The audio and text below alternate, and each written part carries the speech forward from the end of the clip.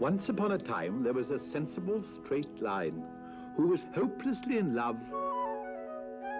with a dot.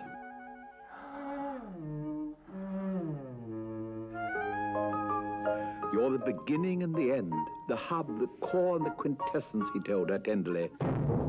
But the frivolous dot wasn't a bit interested, for she only had eyes for a wild and unkempt squiggle who never seemed to have anything on his mind at all.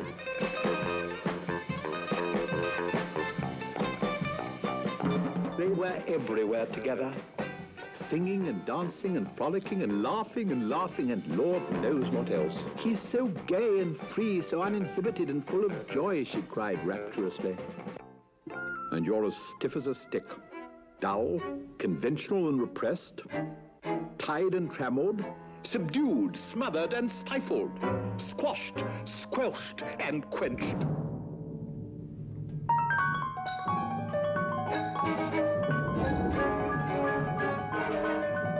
Why take chances, the line argued without much conviction. I'm dependable, steady, consistent. I know where I'm going. I've got dignity. But this was small consolation for the miserable line. Each day he grew more and more morose. He stopped eating or sleeping, and before long was completely on edge. His worried friends noticed how terribly thin and drawn he was and did their best to cheer him up. She's not good enough for you. She lacks depth. They all look alike anyway. Why don't you find a nice straight line and settle down? But he hardly heard a word they said. For anyway he looked at her, she was perfect.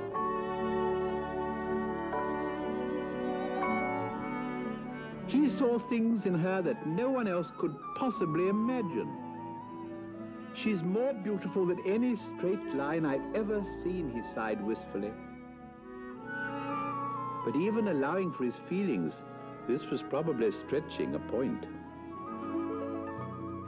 And so he spent his time dreaming of the inconstant dot and imagining himself as the forceful figure she was sure to admire.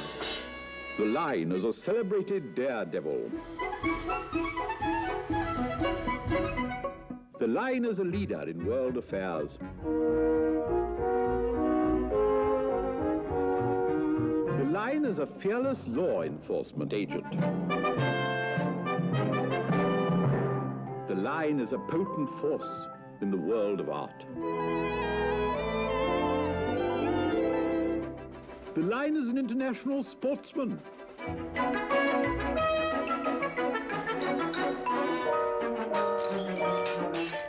But he soon grew tired of self-deception and decided that perhaps the squiggle might have had the answer after all. I lack spontaneity. I must learn to let go, to be free, to express the inner passionate me. But it didn't make any difference, for no matter how often or how hard he tried, he always ended up the same way. And yet he continued trying and failing and trying again until, when he had all but given up, he discovered at last that with great concentration and self-control, he was able to change direction and bend wherever he chose. So he did, and made an angle. And then again, and made another, and then another, and then another, and then another, and then another, and then another.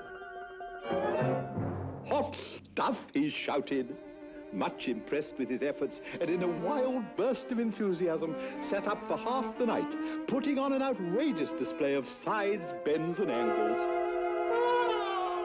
"Freedom is not a license for chaos," he observed the next morning.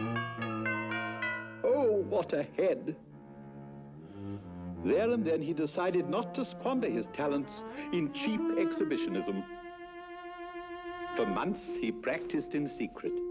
Soon he was making squares and triangles, hexagons, parallelograms, rhomboids, polyhedrons, trapezoids, parallel pipets, decagons, tetragrams, and an infinite number of other shapes, so complex that he had to letter his sides and angles to keep his place. Before long, he had learned to carefully control ellipses, circles, and complex curves, and to express himself in any shape he wished.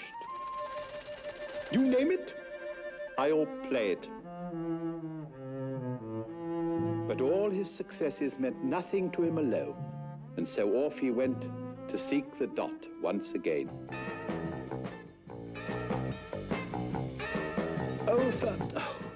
You again, muttered the squiggle in a voice that sounded like bad plumbing. You don't stand a chance.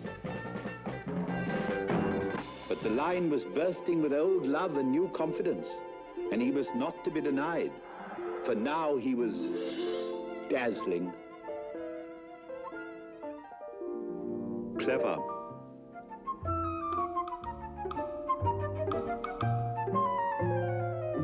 Mysterious. Versatile.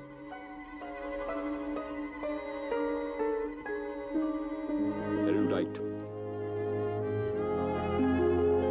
Eloquent.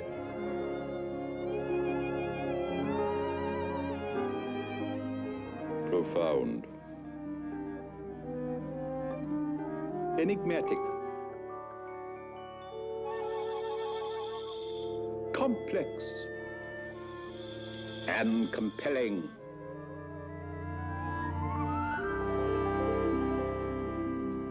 The dot was overwhelmed. She giggled like a schoolgirl and didn't know what to do with her hands. Then she turned to the squiggle, who had suddenly developed a severe cramp. Well, she inquired, trying to give him every chance. The squiggle, taken by surprise, did the best he could.